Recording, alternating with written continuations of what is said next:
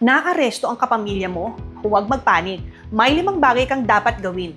Agad. Una, abogado muna. May karapatan siyang manhimik at magkaroon ng abogado. Kaya huwag basta papirmahin o pasalitain ng walang legal assistance. Pangalawa, alamin ang basihan ng arrest. May warrant ba o warrantless arrest? At anong offense na ibinibintang?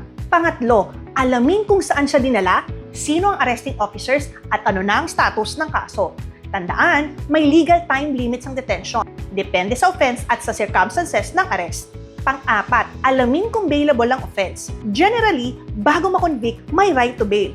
Pero may exception kung reclusion perpetua o life imprisonment ang parusa at malakas ang ebidensya ng guilt.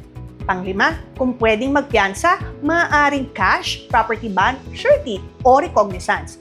At ang bail ay kailangang i-file at ma-approve sa tamang court o authority depende sa stage ng kaso. At tandaan, ang pag-aresto ay hindi ibig sabihin na guilty na ang tao at ang pagpiyansa ay di rin pag-amin ng guilt.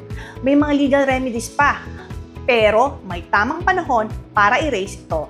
I-save mo ang video para mabalikan kung sakaling kailanganin mo. Muli, ito po si Atty. Catherine A. Sermon. Tanong niyo pong Cathy, wala sa batas.